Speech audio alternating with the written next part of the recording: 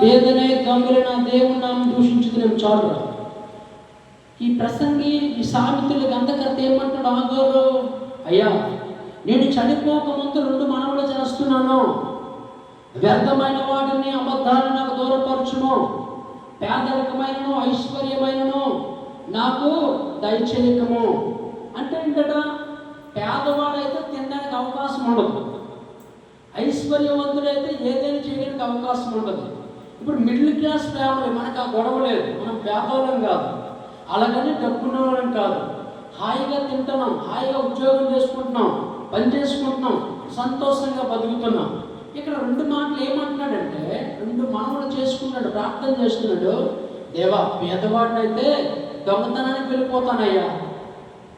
పేదవాడినైతే ఎక్కడికి వెళ్ళిపోతాడట, దొంగతనానికి వెళ్ళిపోయి నా దేవుని నామాన్ని దూషిస్తాను, నా దేవుణ్ణి ఇబ్బంది పెడతాను అని అంటున్నాడు. ఒకవేళ ఐశ్వర్యవంతుడు అయిపోతే, ఆహారం ఎక్కువైపోతే పొరవ లాంటి మనస్తత్వం, యెహోవా ఎవడు, దేవుడేడి, దేవుని సన్నిధేది, పరలోకం మీద నేను అడుగుతాను. ఇప్పుడు ఈ ఆకూరలకు మీరు ఏమనాలి, దేవా మాకు పేదరికం వద్దు నాయన, ఐశ్వర్యం వద్దు నాయన, మిడిల్ క్లాస్లో మమ్మల్ని ఉంచండి. పేదవాళ్ళంటే ఎవరు చెప్పనా, రోడ్ల మీదకి వెళ్ళండి, సరైన తిండి లేక, సరైన నిద్ర లేక, మళ్ళా మంచి వస్త్రాలు కట్టుకోవడానికి లేక, ఇలాంటి వాళ్ళు పేదవాళ్ళు. కానీ దేవుడు మనకి ఎంత మంచి కృపించాడండి, మంచి ఇల్లు ఇచ్చాడు.